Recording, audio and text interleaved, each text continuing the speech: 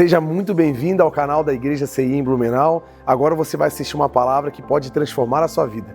Eu quero convidar você a identificar alguém que você conhece, que precisa ouvir essa mensagem, e você envie essa mensagem para ela para que ela seja abençoada. Gostaria muito que você conhecesse as redes sociais da nossa igreja para conhecer um pouco mais dos projetos sociais que trabalhamos e você possa ficar por dentro de tudo que acontece aqui no CI em Blumenau. Deus abençoe e fique agora com a palavra. Vamos ler, prepara aí Marcos 16 e 15, que hoje eu vou falar sobre um dos principais propósitos do Senhor para a nossa vida, que é a nossa missão, é a minha missão. A missão na qual eu tenho a partir do Evangelho, a missão que Jesus deixou para cada um de nós. Quando se fala de missão, a gente meio que coloca assim naquele âmbito assim de viajar longe, ir para outro continente, aquela questão de abandonar tudo. E o missionário, eu vou trazer todas essas questões para a gente, essas dúvidas que nós temos sobre missões, de fato, e a gente sair daqui entendendo todos os detalhes. Você está comigo aí, amém? Vai me acompanhar aí com atenção? Então vamos lá. O que é missão? Você já se perguntou o que é missão? Vamos ler Marcos 16, 15. Está ali já. Jesus disse, né? Isso aqui são palavras de Jesus. Vão pelo mundo todo e preguem o evangelho a todas as pessoas. Você que é ex-aluno da escola dominical, um crente raiz, aí que está há muito tempo na igreja, você talvez ouviu a outra versão, que é ide por todo mundo e pregar o evangelho a toda criatura. Né? Então, aqui é uma versão da NVI. Mas essa, você percebe assim, você consegue compreender que essa frase de Jesus, ela não é uma pergunta. Ele não está assim, ó, você quer ir pelo mundo e pregar o evangelho? Não é uma pergunta. Não é uma pergunta assim, ó, você está afim de ir? Não é uma pergunta. É uma ordem. Não é apenas uma orientação, é um mandamento. E a gente fica um pouco deslocado dessa missão, porque a ideia de Jesus em falar isso aqui para a gente é justo para que a gente que foi resgatado pelo poder do Evangelho possa também alcançar outros que estão perdidos.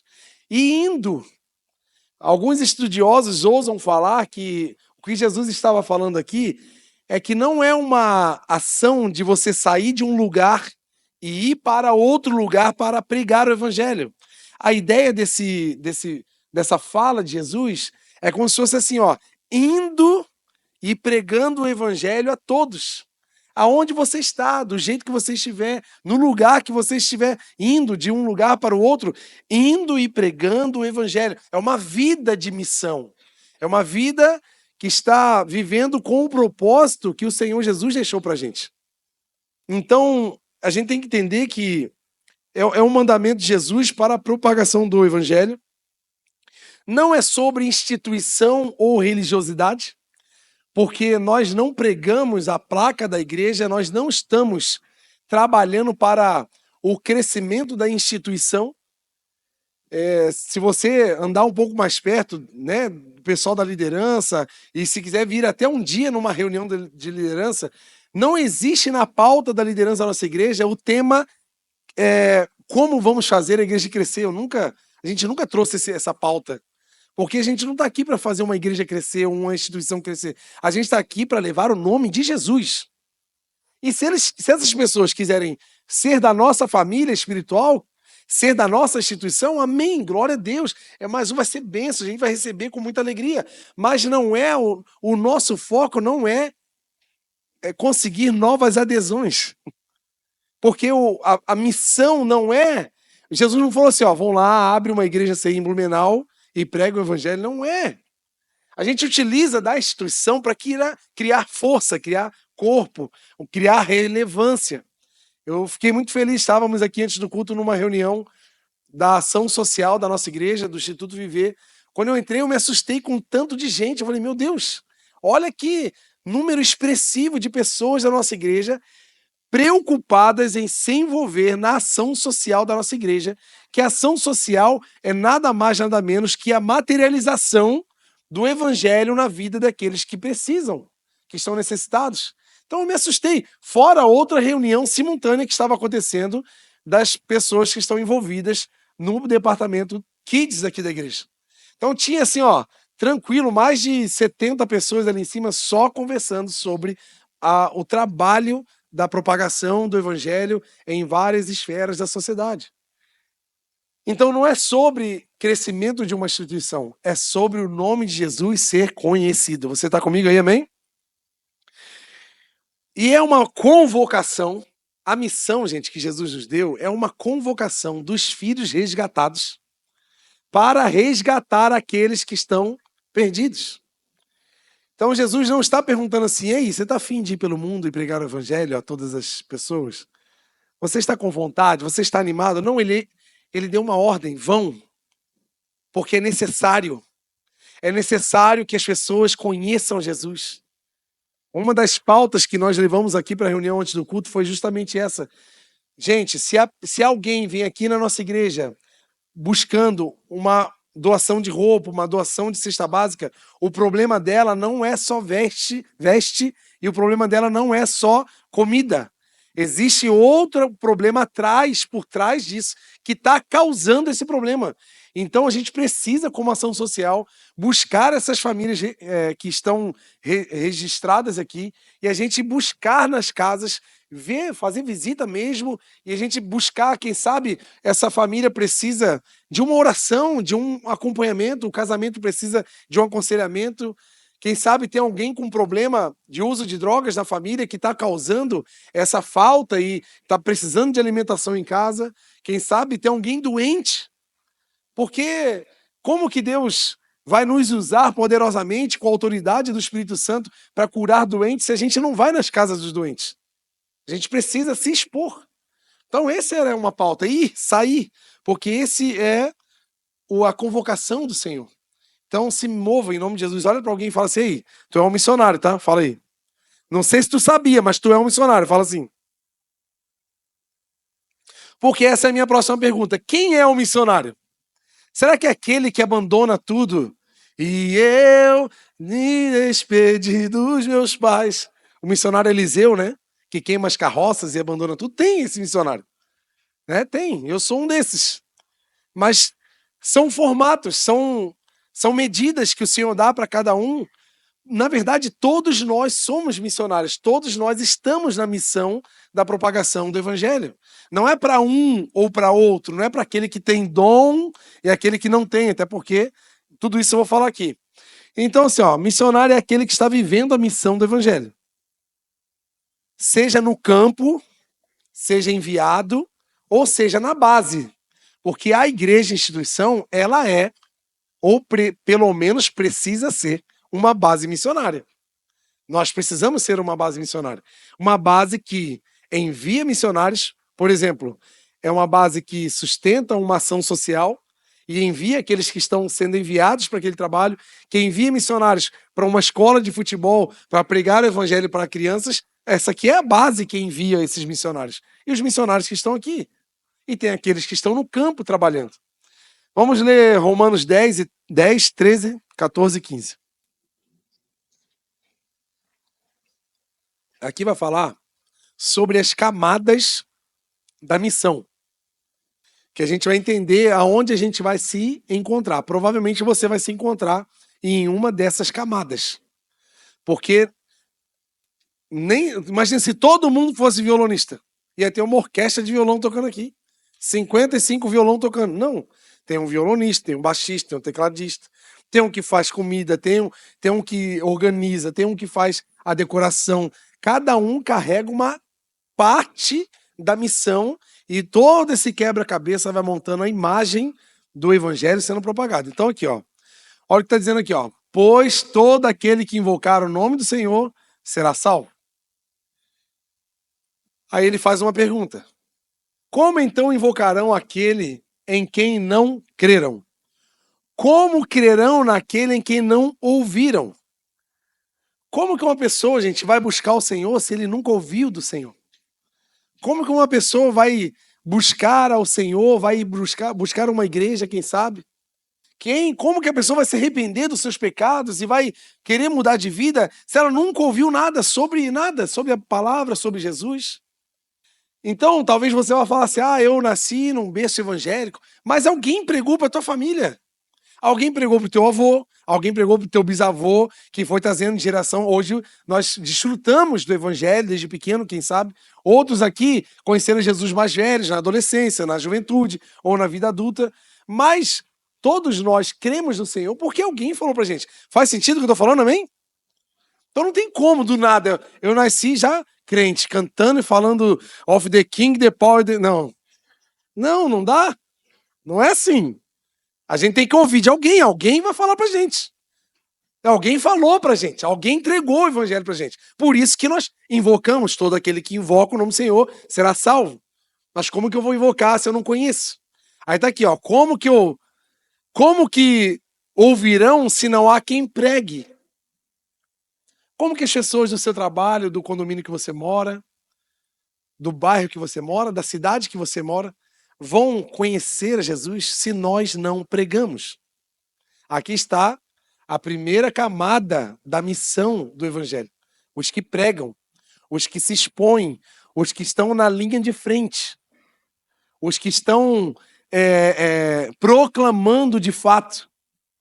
Precisa desse povo. Precisa de gente corajosa para se expor, porque elas vão aparecer.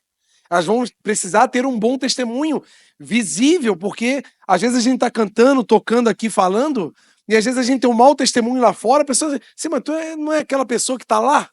Como é que já perdeu toda a credibilidade? Então a gente precisa, aquele que está exposto tem todo um preço a pagar. A gente vai ter que renunciar a coisas que nem pecado é, só pela credibilidade do evangelho, porque a gente está exposto. Essa é a primeira camada. Que nem todos têm ousadia de sair, evangelizar, tocar uma campainha, falar numa casa, entrar. Nem todo mundo vai ter uma ousadia para se expor em praça pública, mas tem aqueles que vão ter. Tem aqueles que carregam essa coragem, essa ousadia. E vão ser essas pessoas que vão pregar para aqueles que não conhecem, para quando eles perceberem o evangelho na vida deles, vão invocar o nome do Senhor e serão salvos por isso. Mas aqueles que têm a chamada da linha de frente, da exposição, eles precisam de uma coisa, que é o próximo versículo. Como pregarão se não foram enviados? Está vendo que precisa? É uma camada, é uma cadeia de acontecimentos. Para que o evangelho chegue na ponta lá, para que todos invoquem o nome do Senhor e sejam salvos, precisa que alguém creia, que alguém pregue, e esse que prega precisa ser enviado. Que quem sabe é aquele que trabalha muito, estuda, tem uma família grande, não tem muito tempo, mas é aquele que está ali ajudando financeiramente, ou orando, ou fazendo um pouco o que pode fazer com o pouco tempo que tem, mas ele desempenha de alguma forma uma ajuda para que aqueles que estão expostos possam pregar o evangelho e possa alcançar aqueles que não conhecem Jesus. Estão entendendo, gente? Amém? Então é uma cadeia, a gente precisa se encontrar aonde eu estou, porque a missão é para todo mundo. E ninguém é maior e menor do que ninguém, porque todos estão igualmente posicionados em obediência à palavra do Senhor em relação à propagação do evangelho. E a gente precisa entender onde eu estou nisso, porque eu posso ser aquele que está exposto, mas posso também ser aquele que ajuda, que contribui para que a obra seja expandida, possa avançar. E missionário, gente, não é título, não é só para mim, não é só para aquele. Missionário é um ato de obediência ao Senhor. Porque a missão é para todos. Eu sou um missionário, você é um missionário. Porque se nós fomos alcançados pelo Evangelho, agora está na nossa vez de alcançar outros. Porque outras gerações passadas trabalharam duro, entregaram a sua vida, morreram por essa causa. Hoje estamos aqui desfrutando de uma estrutura que o Evangelho nos deu. E agora a nossa missão é passar o bastão para as próximas gerações, para que as gerações possam conhecer a Jesus e assim por diante, pessoas sendo tocadas e alcançadas. E por isso que não tem como se excluir, porque missão, ela chega no coletivo, mas ela começa no particular. Eu tenho que entender que eu tenho uma missão. Não é aquele negócio assim, vamos marcar um dia oficial de evangelismo. Aí aquele dia eu decido ir lá e eu decido evangelizar. Não, eu posso viver essa vida de evangelização. Eu posso ir por todo mundo e ir pregando o evangelho a todas as pessoas. Porque eu entendi quem eu sou em Jesus. Agora, como eu vou pregar? Você vai encontrar nas suas habilidades, nos seus dons, naquilo que você tem mais facilidade. E ali você usa como ferramenta da missão que você entende que é para você. Estão entendendo, gente? Amém? E o que tem na missão, gente? Eu falei, o que é a missão? Quem é o missionário? Vocês estão entendendo tudo, amém, gente? E o que tem na missão? Trouxe 3 coisas principais, né, de muitas outras. Primeira coisa que a gente tem que entender na missão, gente, nessa missão que eu e você temos, é a nossa fé. Para que a missão aconteça, gente, o primeiro item que tem que estar na mochila do missionário é o item chamado fé. E a fé, ela é expressada na obediência. Como eu disse, missões não é um título. O missionário tal, a missionária tal, não. Missão é um ato de obediência à palavra. Se eu não estou exercendo essa missão, talvez seja uma notícia ruim para você, mas você não está em obediência à palavra do Senhor, porque é um mandamento do Senhor para nós. E a fé que ela precisa estar presente na missão, ela é expressada na obediência. Por que Abraão foi chamado pai da fé? Porque ele obedeceu o Senhor cegamente, em fé e obediência. A fé que ele tinha em Deus moveu Abraão a obedecer, a entregar o seu único filho em sacrifício. E a obediência de Abraão em fazer o que Deus mandou expressou a fé que ele tinha. Vocês estão entendendo? Então está vendo que a fé e a obediência, elas andam juntas? Porque tem muita gente que fala assim, eu creio que Deus existe. Eu creio que existe um sobrenatural. Eu creio, eu sinto arrepio numa música tal quando a pessoa canta. Aí eu sinto arrepio quando... Às vezes a pessoa acha que o crer é só essa imaginação que nós temos, porque a gente cria uma imaginação do reino de Deus, a gente cria uma imaginação do personagem Jesus que nós criamos, o personagem Jesus, a nossa imagem, nossa semelhança. E a gente acha que essa imaginação que criamos, e ela materializa uma imagem, e a gente entende que essa é a nossa fé, o que a gente acha que é. Só que fé, gente, tem um universo de significados. Fé no hebraico, a primeira palavra que vem do hebraico para fé é emuná. Emuná, para o hebraico, significa agarrar-se. Aí eles dão até um exemplo assim, se você estivesse navegando num oceano aí bem sem nada em volta, o seu navio, o seu barco afunda ali, quebra, e você está ali perdido no meio daquele universo de água, e você encontra uma peça do seu barco boiando. O que você vai fazer? Tu vai se agarrar. Por quê? Para não morrer. Porque você tem um compromisso com a tua vida. Você não quer morrer. Você precisa sobreviver. Então, pelo compromisso da sua vida, você vai se agarrar. Porque você sabe que o único jeito de viver é agarrado naquela peça. Então, a fé é um pouco isso. E esse compromisso de não morrer, que ele é vital, ele é dentro de nós, é uma autodefesa, né? Que está acima até das nossas escolhas. A gente se defende quando vem algo em nossa direção, meio que automático, o nosso corpo se defende sozinho. Esse movimento que demonstra o compromisso com a nossa integridade física, ele expressa a nossa fé, porque a fé ela também tem um significado que ela traz uma palavra chamada fidelidade. E fidelidade, ela também está atrelada à aliança. Então, quando a gente fala que tem fé em Jesus, não tem como ter fé em Jesus e não ter aliança com Jesus. Não tem como eu dizer que sou uma pessoa de fé sem ter compromisso com Jesus. Estão entendendo, gente? Por isso que a palavra diz, sem fé é impossível agradar a... Porque não é só criar uma imagem de crença na mente, na minha imaginação, e achar que essa imagem é o símbolo da minha fé em Deus. Porque muitos acreditam em Deus. Só que muitos desses que acreditam não obedecem a Deus. E por não obedecer a Deus, não estão desfrutando de uma fé verdadeira. Estão enganados. É como Jesus falou: aquele que ouviu as minhas palavras e obedeceu, construiu sua casa sobre a rocha. E aquele que ouviu as minhas palavras e não obedeceu, construiu a sua casa na areia. O obedecer, ele vai nos levar para um lugar firme. Porque a fé é um firme fundamento. Vendo como é que faz sentido? A fé é obediente. Não a fé da imaginação. A gente tem que sair desse lugar de imaginação e ir para um lugar de obediência. Porque aí esse lugar é firme. Talvez a nossa vida tenha sido abalada e abalável. Qualquer coisa tem balançado. Eu tenho visto muito o desenho dos 3 porquinhos com a Ana.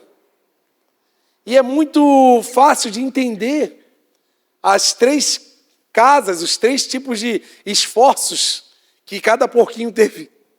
E aquele que buscou fazer algo com diligência, com compromisso, demorou mais, porque os 2 que fizeram a casa, um de palha, outro de madeira, eles terminaram muito rápido, porque foi fácil. E eles ficavam tocando a flautinha lá, né? Tem medo do lobo mau, né? Aí ele ia lá pro outro, estava construindo num tijolinho, demorando um monte, suando. Ô, cara, vamos fazer festa. Não, estou construindo. Meu Deus, essa casa vai demorar muito. Mas quando vieram as dificuldades, aquele que fez o que deveria ser feito, sem preguiça, com diligência, com entrega, com esforço, vieram as dificuldades e a casa não foi abalada. E às vezes a gente está construindo uma casa com a fé que a gente acha que tem. A gente está vivendo a vida com essa imaginação de um ser que responde todos os meus pedidos. Até porque, gente, quer ver uma prova de que nós não somos compromissados com Deus e somos mais compromissados com a gente?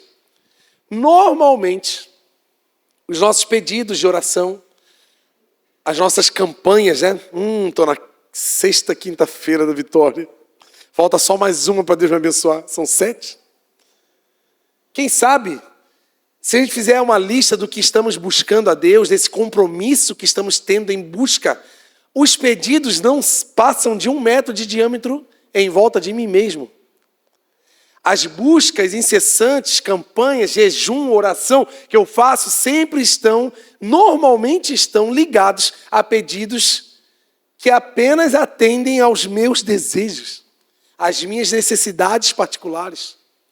E eu estou usando essa fé que eu acho que eu tenho para mover o braço de Deus, que eu não sei quem inventou essa teoria.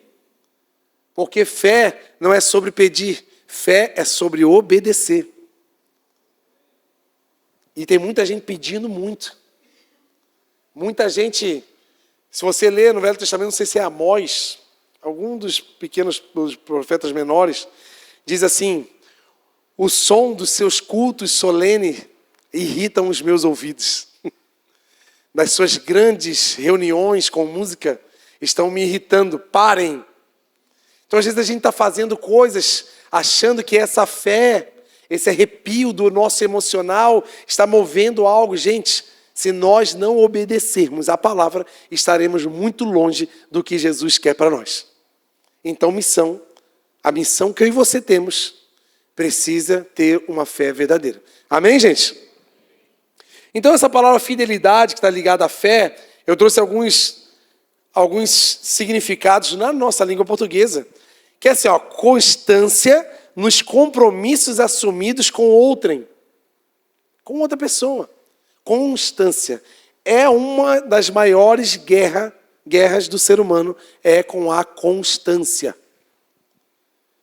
Hoje de manhã eu comentei com o pessoal aqui da igreja, estava bem cheia a igreja de manhã, e eu falei assim, como é lindo ver o Alelon, porque há alguns anos atrás, poucos anos, coisa de 1 ano e meio, 2 anos atrás, o Alelon vinha de manhã, 7 horas da manhã ensaiar, preparar um louvor, louvar o Senhor, para ninguém vinha culto de manhã. Eu ficava aqui sozinho, os cooperadores lá na porta, e os anjos, só anjo, né? Porque gente não tinha. Só os anjos cantavam. Eu esperava os avisos acabar, para eu subir, o Alan descer e eu pregar para o Alan. Era nós, Pedro, Tiago e João no baquinho. E fazendo todo domingo o que deveria ser feito, obedecendo a palavra, até que Jesus trouxe o povo e a igreja está cheia de manhã. Você pode aplaudir o Senhor Jesus por isso?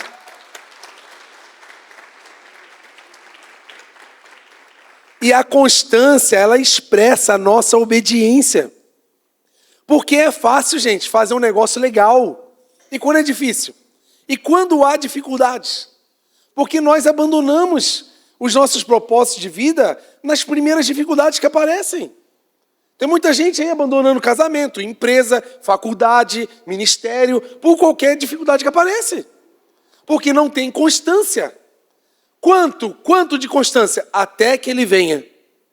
Nós não temos uma medida de constância. Qual é a constância? Até eu morrer. O dia que eu morrer, gente, a primeira música do meu velório é Somos o teu povo. Festa, adoração. E prega Jesus, manda o povo se arrepender ainda. Pregação, não pode parar. A gente não pode parar. Muita gente para, eu vou contar algumas histórias aqui. Outra questão de fidelidade, constância de hábitos e atitudes. Outra coisa aqui que me pegou assim, compromisso rigoroso. É um sinônimo para a palavra fidelidade. Compromisso rigoroso, a palavra rigoroso, ela rima com religioso. Mas não tem nada a ver uma coisa com a outra. Porque nós temos uma grande tendência de ser religioso, achando que estamos sendo rigorosos. Ser rigoroso é ser zeloso e ser constante. Se afastar de qualquer distração que possa me desviar da direção que eu estou indo. Saber dizer não para aquilo que vai me afastar. Isso é ser rigoroso. E às vezes a gente é religioso. A gente é chato. E acha que está sendo rigoroso com os princípios que Deus nos deu. Então assim, gente, a fidelidade está ligada à sua e à minha capacidade de suportar toda e qualquer tipo de dificuldade para que a missão que está na minha vida e na sua vida se cumpra. Eu vou repetir essa frase. A fidelidade, a minha e a sua fidelidade, está ligada à nossa capacidade de suportar as dificuldades. Quanto mais nós suportamos as nossas dificuldades, mais vamos expressar a nossa fidelidade. Estão entendendo, amém? Isso para todas as esferas da vida. O nosso casamento, a nossa vida profissional, o nosso ministério, a todas as esferas da vida. Vamos ler 2 Timóteo 3:12. Abre lá.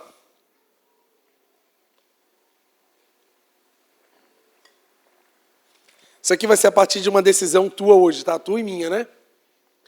De fato, todos os que desejam viver piedosamente em Cristo Jesus serão perseguidos. Esse desejam é aquela pessoa que decide, eu quero viver como Cristo. O que está falando assim? De fato, aquelas pessoas que de fato são imitadores de Cristo, que querem viver piedosamente, serão perseguidos. Porque o modelo de cristianismo que Jesus deixou é aquele de entrega, renúncia, constância. Jesus teve, não talvez uma vontade, mas quando ele falou assim, Pai, afasta de mim esse cálice, se puder, né? Tá difícil o negócio aqui. O que ele estava dizendo? A minha vontade é de não passar por isso. Mas seja feita a sua vontade. A minha fé é expressada na obediência. Constância.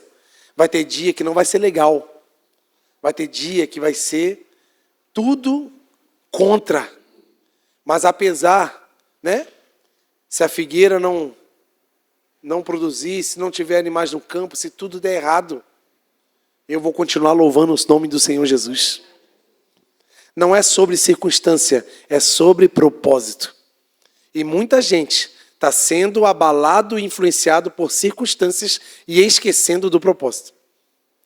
Por isso que às vezes a nossa vida tem sido tão difícil, porque nós não estamos sendo fiéis ao que Jesus nos entregou.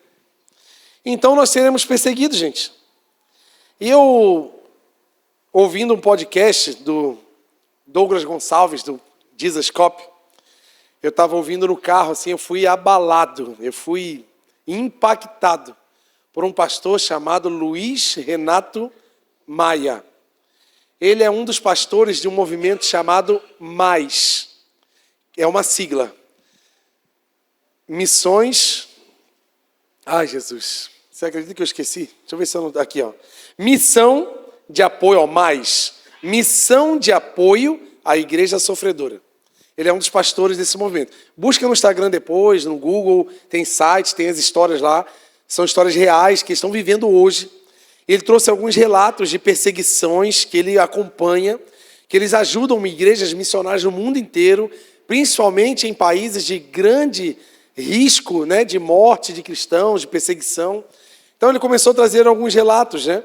Aí eu vou trazer aqui para vocês, porque eu acabei de falar que todos aqueles que desejam viver a forma de Cristo, eles vão sofrer perseguições. Então eu vou ler algumas perseguições atuais, não é coisa de 30, 40 anos atrás, não é coisa não, é coisa real que aconteceu aqui há poucas semanas, há poucos meses atrás. Uma história de um menino que foi preso lá na Ásia, ele tinha 16 anos e ele foi pego em flagrante pregando o evangelho na escola. Olha que crime, né?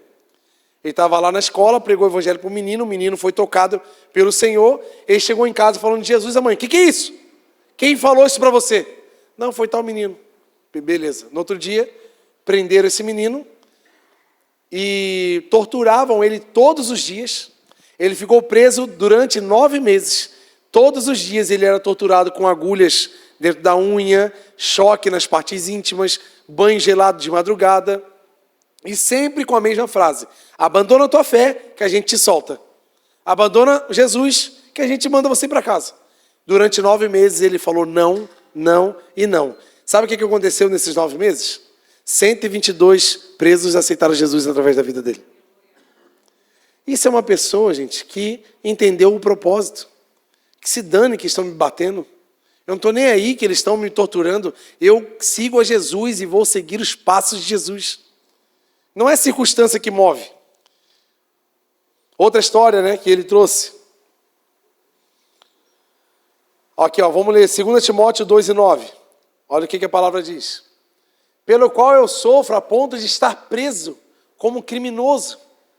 Contudo, a palavra de Deus não está aprisionada. E aqui está um ponto que eu preciso levantar com vocês. Sabe quem tem mais poder de aprisionar o evangelho? Não é circunstância. O maior vilão da propagação do evangelho somos nós. Nós aprisionamos, porque a palavra ela é viva, ela não depende de circunstância. Está vendo que um menino preso, sendo torturado, pregou o evangelho, mais de 100 pessoas aceitaram Jesus? Precisa de condições favoráveis, precisa de canhões, fumaça, precisa de eventos com gente famosa? Não precisa, precisa só de um coração que entendeu o propósito. Só isso. Só para vocês terem uma ideia, gente, um relato aqui nosso. Fazem umas 2, 3 semanas atrás que uma mulher, procurou o Instagram da nossa igreja. E ela perguntou assim, eu queria falar com o pastor da PIB aí, que prega na PIB. Aí a Bia, que é do Instagram da igreja, falou, não, aqui não é PIB, aqui é o CI. PIB é a primeira igreja batista, né? Não, mas é o pastor que prega lá na PIB. Mas como assim, gente? Meu Deus, ela ficou assim, poxa, será que essa pessoa tá sei lá... É que o PIB é o Presídio Industrial de Blumenau. Ai, meu Deus. É o pastor, aquele de barba que prega lá. Ele, sim, então, o que eu posso te ajudar? Aí ela falou assim, não, que o meu esposo, ele trabalha, porque o Presídio Industrial, ele tem indústrias lá dentro, tem fábricas que alguns presos se disponibilizam para trabalhar, e eles têm salários. Aí ele falou assim, não, eu quero o contato da igreja, porque o meu marido pediu para entregar o dízimo lá na igreja. Cara, olha... uma pessoa que foi tocada por Deus dentro de um presídio. Gente, a gente sabe que espiritualmente o dízimo e a oferta são elementos de adoração. Inclusive não se pede oferta aqui do púlpito, porque oferta é algo que eu entrego ao Senhor com entendimento e adoração ao Senhor. Então, quando se pede, você está neutralizando o poder da espontaneidade, porque é no entendimento. Agora, fisicamente, a gente sabe que a oferta, o dízimo, é aplicado na estrutura da igreja, na missão da igreja. Então, nós que estamos aqui, a gente desfruta, né, do conforto, do ar-condicionado, da cadeira, da estrutura, de tudo que a igreja oferece. Agora, esse homem que está dentro do presídio, ele não está desfrutando da estrutura física da igreja. Ele poderia falar assim, eu não vou lá, eu não vou dizimar lá. Não faz sentido. Mas ele não está falando sobre estrutura, ele não está falando sobre circunstância, ele está entregando o elemento de adoração dele a Deus. É em fé e obediência. Estão entendendo a profundidade do evangelho, gente? Estão entendendo, gente? Estão entendendo mesmo? Então a palavra... Só que nós, por desobediência, aprisionamos. Porque às vezes a gente está vivendo uma vida que não está facilitando a propagação do evangelho. A gente vive uma vida egoísta, voltada para os nossos prazeres, utilizando o relacionamento que temos com Deus para chegar nos lugares que nós queremos chegar, e não para chegar nos lugares que Deus deseja que eu chegue, para que o nome dele seja conhecido. O que falta em nós, né, brasileiros, bons brasileiros, está sobrando nas igrejas perseguidas, né?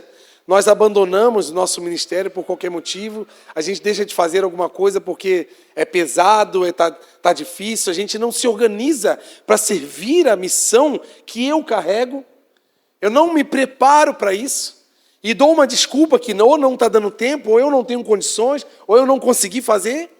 A gente consegue milhões de desculpas para não exercitar aquilo que o Senhor me chamou.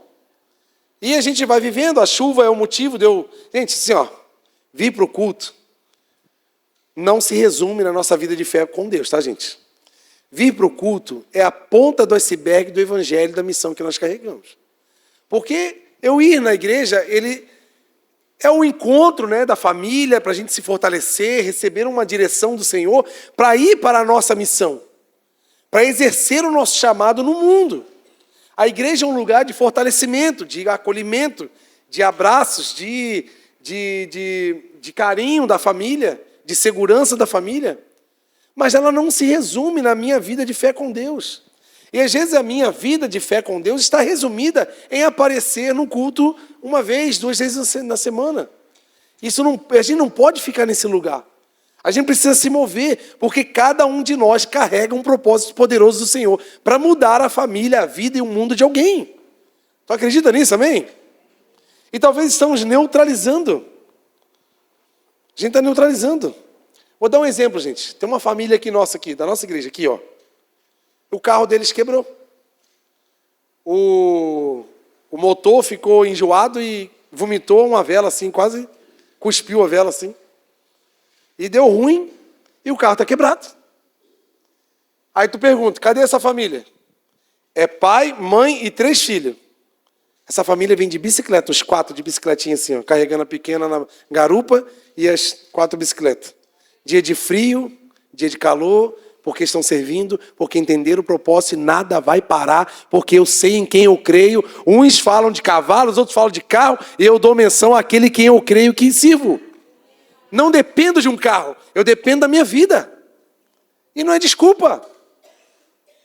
Ele chegou a ficar doente, garganta inflamada.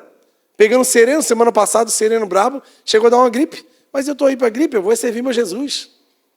Então, gente daqui. E às vezes a gente está dando desculpa para fazer coisas. Meu Deus.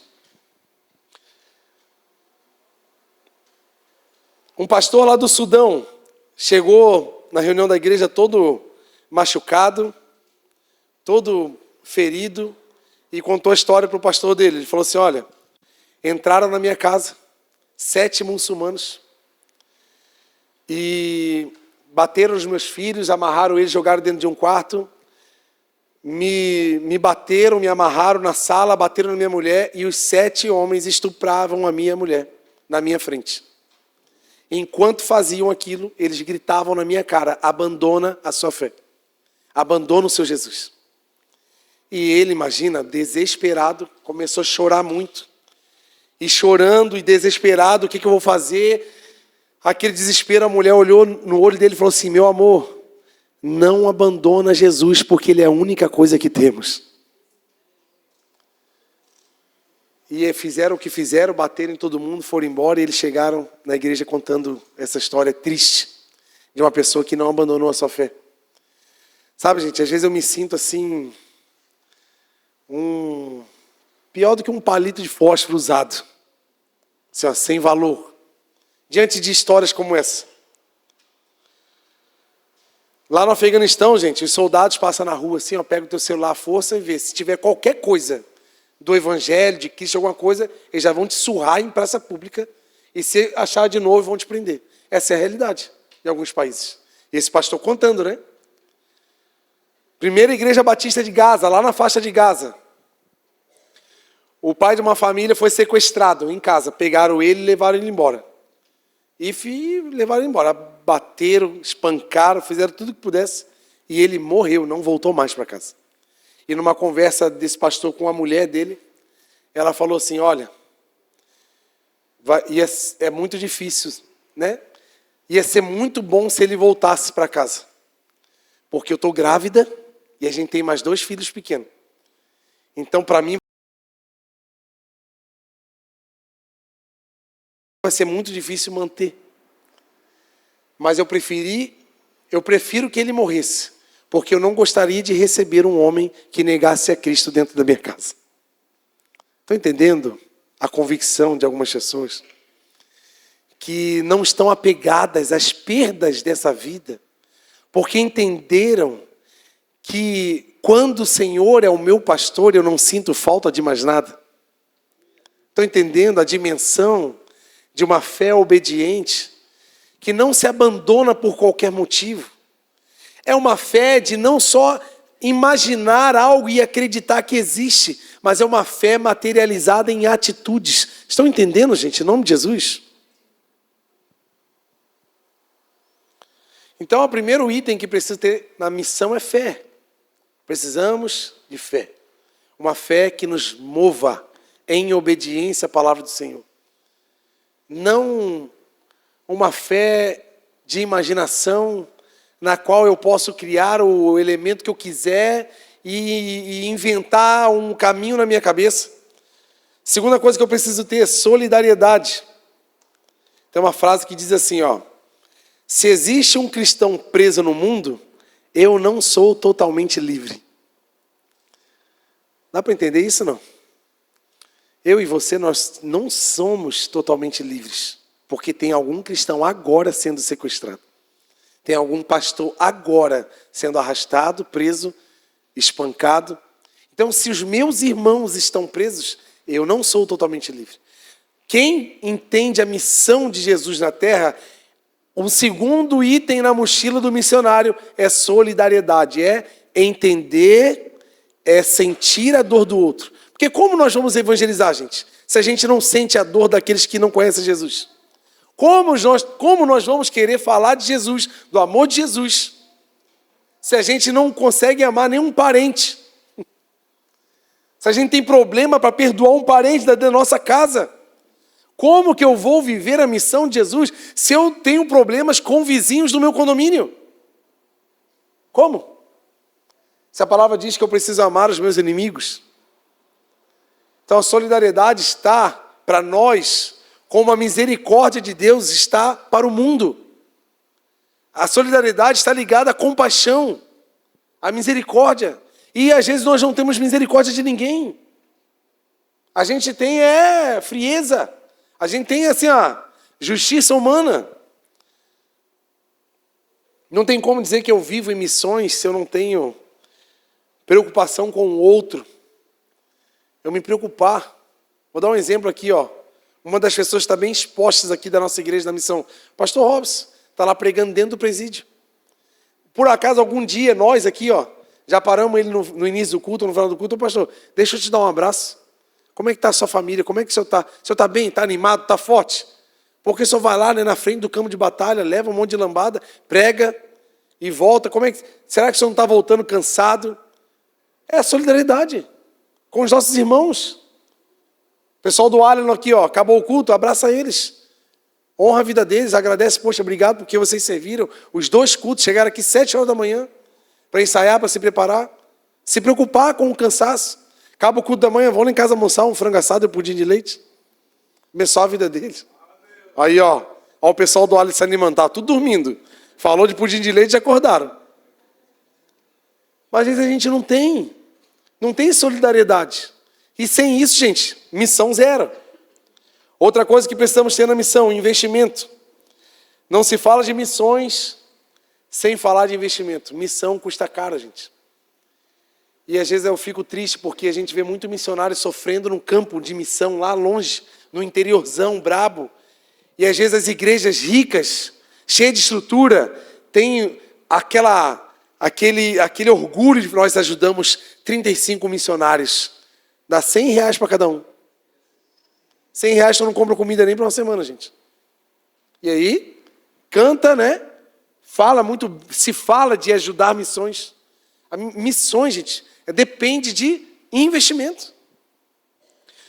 O primeiro investidor de missões do universo é o nosso próprio Deus. Sabia disso, não? Porque o mundo estava em caos, perdido, condenado eternamente. Deus olhou para o mundo e Deus amou o mundo de tal maneira que investiu a moeda mais cara do universo, que chama Jesus, o seu único filho.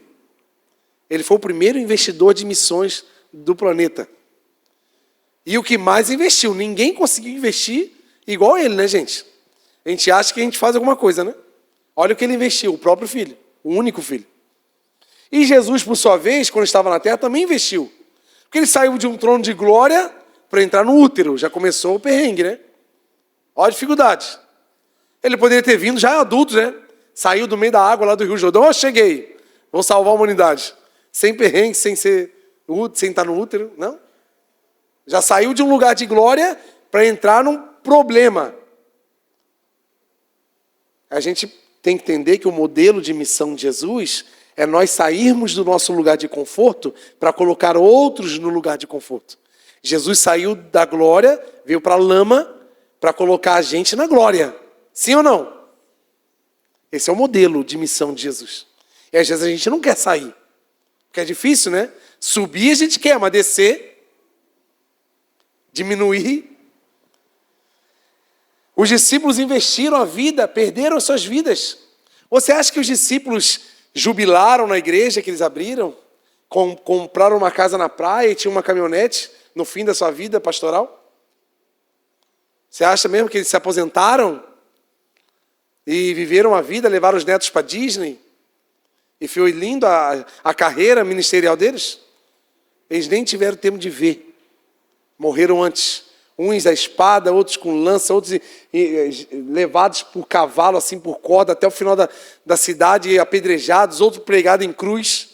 Esse foi o fim deles. Esse foi o investimento que eles colocaram. Investiram a vida para que o evangelho fosse entregue.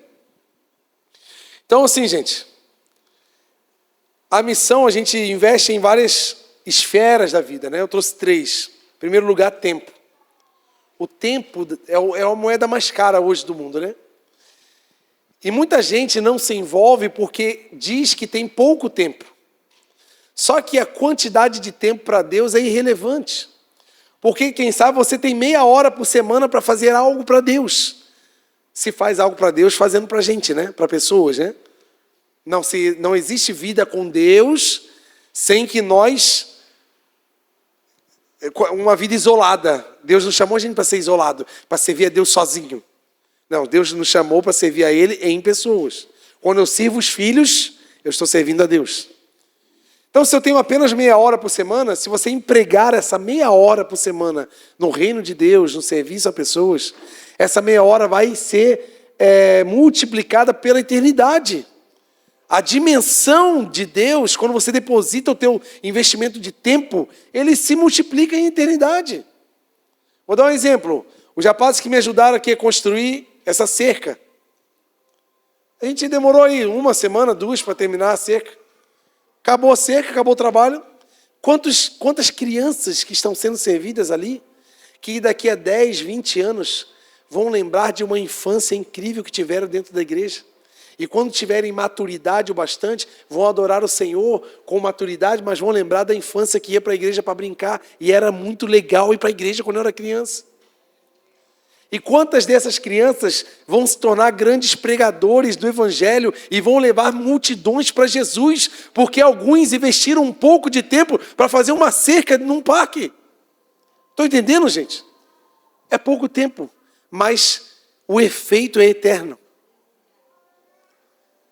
Pessoas que investem o seu tempo aqui na ação social, cozinhando, na boutique, no kids, nos casais, nos jovens, nos adolescentes. O pouco de tempo que a gente faz é revertido na eternidade. Tem coisas que vão acontecer, gente, que a gente nem vai saber. Mas o Evangelho, ele é transcendente. Ele ultrapassa a barreira da nossa capacidade. Porque não é sobre o tempo que a gente tem, mas é sobre a intenção que a gente usa o tempo. Graças a Deus a gente vive numa igreja missionária, gente. Eu tenho orgulho e alegria de falar que eu faço parte de um povo que é entregue. De pessoas que entenderam quem eles são em Jesus e estão se entregando, renunciando muita coisa para viver o que estão vivendo. E Deus está olhando para nós e entregando para nós cada vez mais vidas, mais pessoas, porque Ele está confiando em nós, um povo. Estamos agora no presídio. E o presídio agora trouxe uma proposta para a gente criar um curso preparatório para uma vida após detenção. Nós vamos lá palestrar para eles, para detentos que estão próximos a saírem em liberdade, para eles se prepararem para a vida fora do presídio. Olha, Deus confiando os filhos dele na nossa mão, na nossa igreja. É para mim e para você. Fora outras coisas que têm acontecido. Outra coisa que eu preciso investir na missão, os meus dons e minhas habilidades. Eu e você, gente, somos dotados por muitas habilidades e dons. Dons naturais, dons espirituais.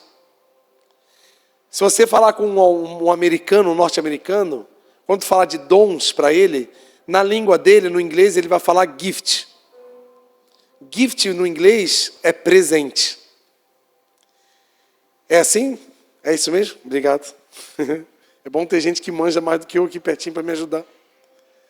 Os dons que nós temos, gente, são presentes do Senhor, para que a gente também presenteie outras pessoas.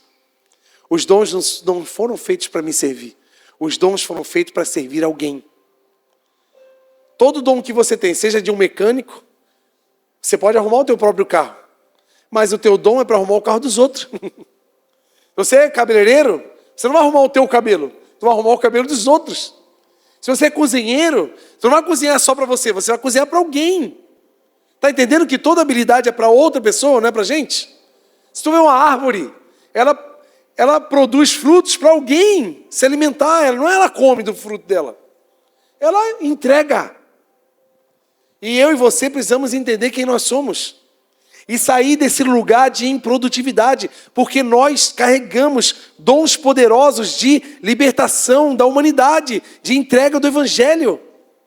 E às vezes nós estamos aqui aprisionando o Evangelho, porque não estamos desempenhando os dons que recebemos do Senhor, que são nada mais, nada menos que presentes. É uma honra ter um dom, gente. É um privilégio carregar uma habilidade que vai ser alinhada com a entrega do Evangelho para a humanidade. E às vezes nós estamos desprezando o que recebemos. Quando a gente não desempenha nossos dons, estamos falando para Deus, Deus, eu não vou fazer o que o Senhor me deu para fazer. Eu não quero. Rick Warren diz o seguinte, pior do que morrer é viver uma vida sem propósito. Então quem sabe tu está vivendo uma vida sem propósito, cheio de dons, habilidades, e está simplesmente sendo guiado pelas suas emoções, pelas suas mágoas, as circunstâncias paralisaram a sua vida e você simplesmente se entregou. Agora pergunta para um menino de 16 anos que está sendo espancado todos os dias e não deixou de pregar e mais de 100 presos aceitaram Jesus. Pergunta para ele se o meu dilema é maior do que o dele. Pergunta para um homem que está vendo a sua própria esposa sendo estuprada por 7 homens.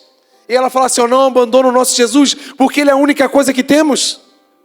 E às vezes abandonar Jesus, gente, não é abandonar a minha crença, da minha imaginação. Abandonar Jesus é quebrar a aliança que eu fiz com Ele quando eu digo que creio nele.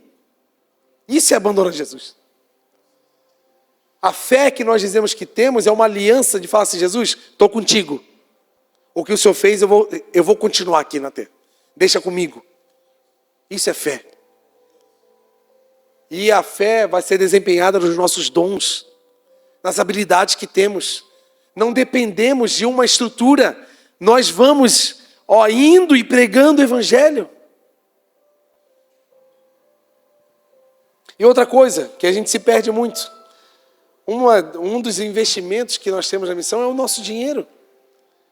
Que muitos de nós estamos vivendo escravos dele.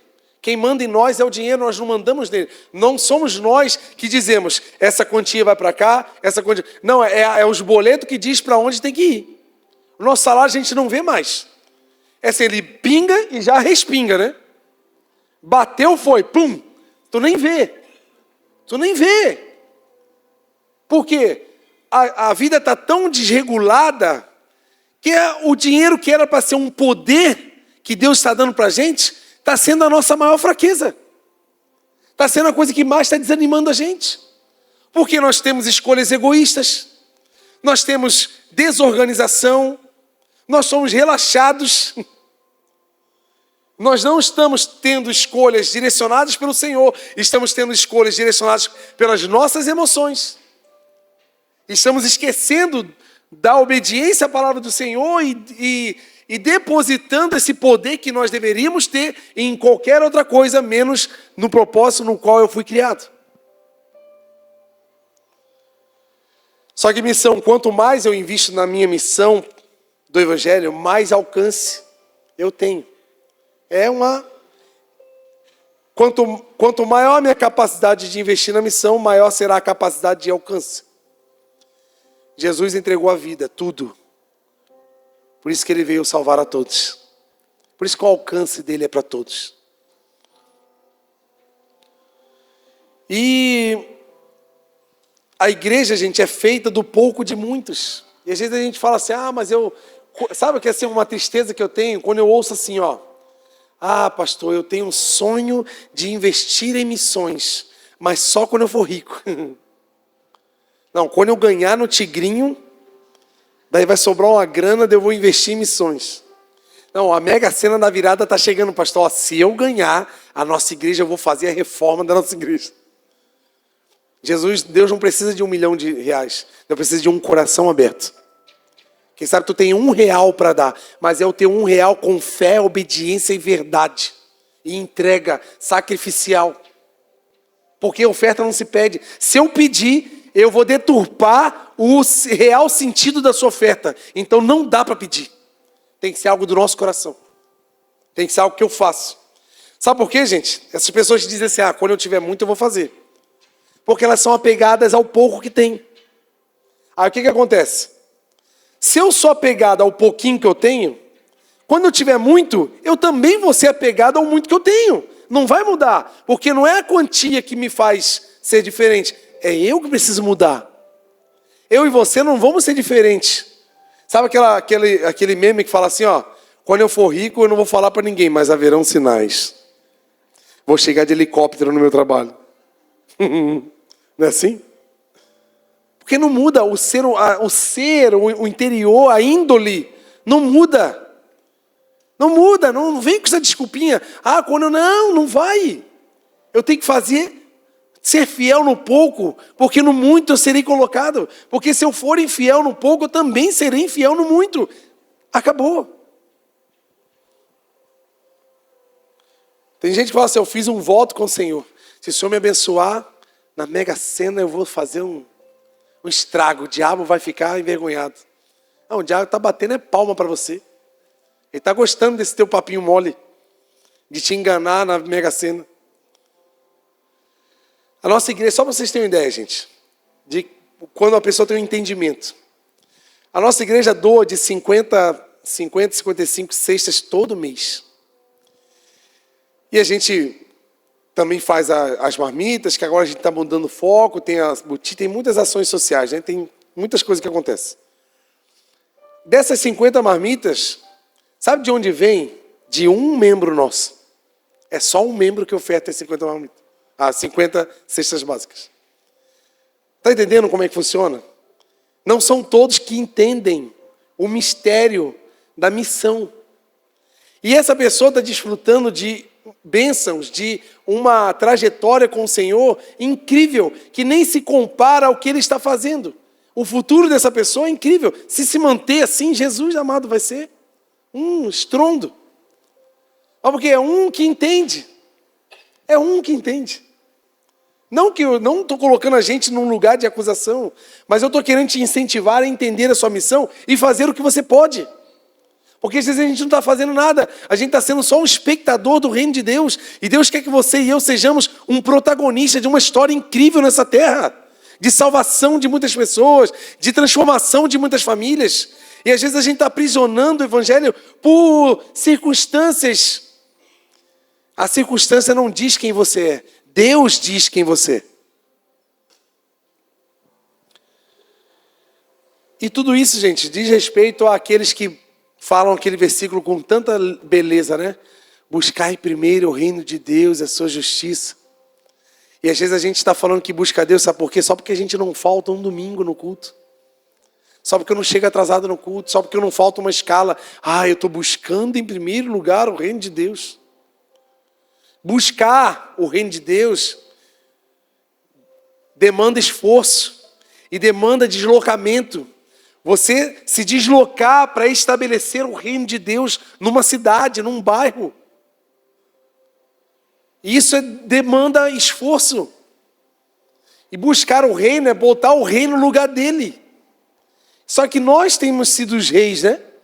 Quem tem mandado no reino sou eu. São as minhas vontades, os meus sonhos, as minhas prioridades. O que eu buscar primeiro o reino de Deus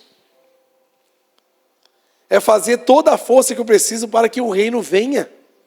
Qual é a força que eu tenho desempenhado para isso? Eu me sinto, gente, aqui no Brasil, um rei, um príncipe, diante dessas histórias que eu contei para vocês. Essas pessoas aqui, gente, elas não têm uma igreja bonita para frequentar. Elas não conseguem sair de casa com a Bíblia na mão, estão indo para o culto. Não existe isso. Só que elas estão pregando o Evangelho, estão entregando a própria vida pela causa que nós aqui estamos confortáveis assistindo o culto. Não existe essa realidade. Não existe. E assim, gente, qual é a palavra assim, que vai fechar aqui para a gente? A palavra de hoje é uma convocação para a missão que cada um tem. Eu e você somos o missionário. Talvez você não sabia disso, mas eu quero te colocar nesse lugar hoje. Quero te lembrar quem você é, a sua identidade. E eu vou dizer uma coisa, porque esse versículo que eu vou ler agora foi o versículo que Deus deu para o bispo Fernando quando ele chamou o bispo para fundar o CI novamente, há 13 anos atrás. O bispo tinha toda uma carreira profissional para viver, tinha toda uma questão.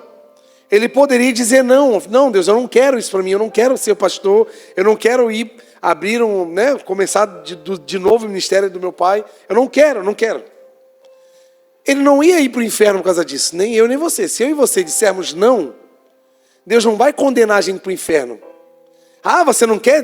Deus não é vingativo igual nós somos. Deus não é carente igual nós somos. Porque a gente é assim, né? Tu não quer? Então eu vou me vingar de você. Toma um raio, toma uma doença. Teu pneu vai furar. Você vai ficar... A gente é assim, né? Se nós fôssemos Deus, é assim. Tu não quer cantar hoje? Então tu vai ficar com a garganta inflamada. Pei! Se a gente fosse Deus, ia ser assim. Tu não quer tocar violão hoje? Então tua mão vai quebrar. Toma, bem, quebra a mão. Se a gente fosse Deus, era assim. Deus não é assim, gente. Deus é educado. Jesus chegava para um discípulo e falava assim: ei, vamos comigo? Vamos comigo? É para fazer o quê? Não, no caminho eu te explico, vamos. Tu vai ficar 3 anos comigo, tu não vai entender nada. Tu vai me abandonar. Mas vamos. Se eles não quisessem, Jesus ia continuar. Porque não é por força. Não é por pressão psicológica. É por amor, é entendimento. Se nós aqui hoje se a gente decidir, não, Deus, eu não quero viver a minha missão. Tá bom para mim esse lugar onde eu estou assistindo a palavra, estou me edificando, estou indo para casa, estou cuidando da minha... Tá bom assim, tá bom essa medida. Deus não vai se revoltar contra você. Mas ele vai continuar o projeto que ele traçou para essa cidade. Porque os planos dele são infalíveis, são imutáveis. E como diria o Thanos, eu sou... Quem conhece? Eu sou inevitável. Não tem como evitar os planos de Deus. Aí o bicho recebeu essa palavra. Abre lá, Esther 4,14.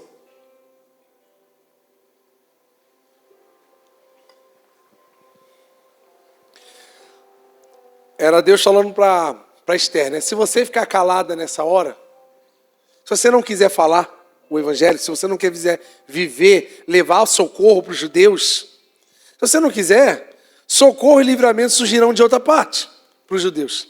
Porque o plano de Deus era levar socorro e livramento para o povo judeu. Mas se você não quiser, vai vir de outra parte. Você, sua família, seus pais serão mortos, né? Porque vai ter um problema aí. Quem sabe não foi para um momento como este que você chegou à posição de rainha? Vou fazer uma pergunta bem no teu coração, assim, gente. Eu não estou pregando para muita gente, eu não estou pregando só para uma pessoa, quem sabe hoje. Só para você. Quem sabe não foi para esse tempo agora, dia 18 de maio de 2025, a tua vida toda bagunçada, tu não sabe nem para onde ir, tu está todo perdido. Mas tu caiu aqui hoje. Está aqui sentado ouvindo. Será que não é de Deus você e eu nos posicionarmos e sermos a resposta de Deus para muitas famílias? Quem sabe esse socorro e livramento está alinhado com os dons que nós carregamos e poderíamos ser. Quem sabe não é para esse momento que a gente está vivendo aqui nessa igreja, nesse momento aqui da igreja. Por acaso foi aleatório que você chegou aqui hoje para escutar essa palavra? Será que não é a hora da gente se posicionar e falar assim, Deus, eis-me aqui, me envia, eu estou nas tuas mãos, apesar de algumas questões que não estão resolvidas na minha vida, mas eu sei que o Senhor vai superar todas as coisas. Vamos parar de limitar toda essa questão. Vamos romper essas barreiras em nome de Jesus. Sabe por quê, gente? O evangelho é tão poderoso que se eu e você não quiser fazer nada, tem relatos desse pastor, de soldados que invadiram casas, prenderam pessoas, torturaram pessoas, que eles acharam um pedacinho da Bíblia assim, rasgado na casa ou até a Bíblia. Eles leram um versículo. O que é isso? Eles guardaram no bolso. Eles foram impactados por um pedacinho da Bíblia. Chegaram em casa e levaram Jesus e a família inteira se converteu por causa de um pedaço da Bíblia. Está vendo que não precisa muito de mim, né? Eu não sou a última bolacha do pacote. Eu não sou a última Coca-Cola do deserto. A gente acha, né, que a gente é alguma coisa. A gente não é nada, gente. Nós somos apenas sortudos. Eu me acho um sortudo, gente. É muita sorte. Milhões e milhões de pessoas. Deus olhar para mim e me escolher. Como também olhou para você e te escolheu. Quem sabe não é hoje o dia da gente se posicionar. Porque você está carregando socorro e livramento para multidões de pessoas. E quem sabe não é hoje o dia de falar assim, Deus, eu estou aqui. Tem um pastor que prega lá num país bem complicado lá, de muita perseguição. E eles se conheceram, esse pastor do Mais, né? Ele falou assim, por que tu não vem pregar para muçulmanos aqui no Brasil, lá em Foz do Iguaçu tem uma grande concentração de muçulmanos. Você vai vir pregar no Brasil, que é um país livre, tu não vai ser perseguido, tu não vai ter perigo de morte. Tu vai poder ir lá pregar, ninguém vai te matar. Sabe o que ele falou? Não. Eu tenho medo de país livre, porque eu conheço muitos cristãos que moram em países livres que não são cristãos de verdade. Eu prefiro pregar aqui, com medo de morrer todo dia, levar um tiro, ser sequestrado. Acho que está na hora da gente mudar essa posição que nós estamos. Tem uma frase, uma tônica mundial nas missões que eles falam assim, ó: aonde há uma igreja livre, há um declínio. Vocês têm visto a igreja brasileira como tem, com tanta estrutura, tanta riqueza, tanta liberdade, fazendo cada coisa, cada vexame, cada presepada. Ai, Jesus, eu tenho assim, ó, uma vergonha, Jesus.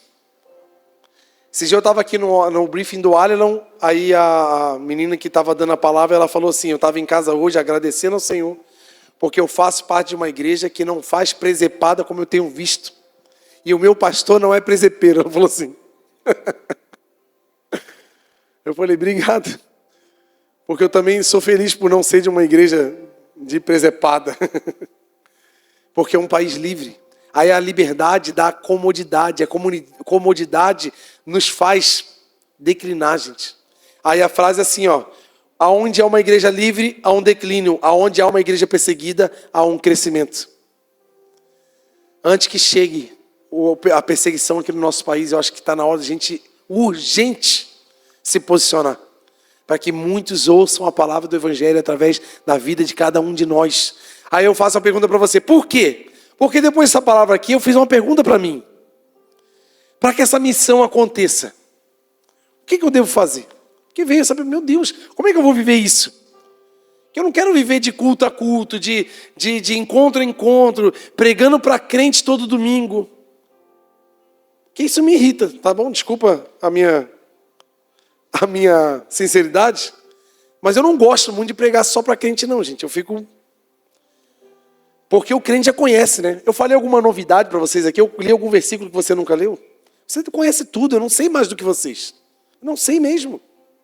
E nem quero saber. Tá bom, um tantinho que eu sei. O que eu faço para essa missão acontecer? Fiz essa pergunta para Deus. E só veio uma resposta. Acabou a minha palavra assim, ó. Para que a missão aconteça, eu preciso conhecer o dono da missão. Talvez o que está faltando em nós é conhecer de fato Jesus. Não o Jesus que eu acredito na minha imaginação. Não o Jesus que eu criei a minha imagem e a minha semelhança. Mas conhecer o Jesus, aquele que morreu por nós. Aquele que se entregou, aquele que falou assim, ó, eu não tenho nem travesseiro para deitar minha cabeça. Aquele que disse assim, ó, minha comida e minha bebida é fazer a vontade do meu Pai. É aquele que disse assim, ó, eu não vim para condenar ninguém, eu vim para salvar a humanidade. Talvez está faltando a gente conhecer esse Jesus verdadeiro, o Jesus que foi registrado na palavra e parar de inventar um Jesus que eu acho, porque esse Jesus que eu acho não é verdadeiro e essa falsidade que eu vivo não está me colocando no lugar da missão que Deus planejou para a minha vida. E por isso que minha vida está assim. Mas hoje é dia de decidir. Deus, eu quero viver o que o Senhor tem para mim. Eu não quero viver o que eu acho que é bom para mim, o que é a minha realização pessoal. Eu não quero viver o que eu não quero investir a minha vida no que vai me trazer contentamento pessoal, mas como a palavra diz, deleita o teu coração no Senhor e Ele concederá os desejos do teu coração. É assim? Deleita-te no Senhor e Ele concederá os desejos do teu coração. Se deleitar no Senhor é dizer para o universo que a melhor coisa da minha vida é Jesus. Se deleitar no Senhor é dizer que nenhuma sensação que o planeta pode me proporcionar é melhor do que estar na presença de Deus. Nenhum lugar é melhor do que estar orando e buscando o Senhor, apesar de eu não sentir e não estar vendo Ele. Que a maioria das vezes, quando eu oro, quando eu ajoelho, eu não sinto nada, gente. Não sei se você sente assim toda a vida. Tu deve ter uma aproximação com Deus bem legal, né? Então me leva para orar contigo. Eu queria sentir o que tu sente. Mas eu não oro pelo que eu sinto, eu oro pelo que eu creio. E a fé é obediência, a fé é aliança. A fé é entendimento, é um firme fundamento. Não é a minha emoção, ai, é um arrepio, eu gosto de sentir ai que delícia. Dava para pregar mais umas 2 horas aqui sobre isso. Deus está chamando eu e você para um lugar mais alto, um lugar de obediência, um lugar de cristãos verdadeiros, que não estão vivendo pelo que vê, mas estão vivendo pelo que crê. Eles são movidos pela fé, que é uma fé obediente à palavra do Senhor, e não obediente aos meus desejos, não obediente ao que eu acho, não obediente ao que eu acho legal, é obediente aos planos que o Senhor tem para mim.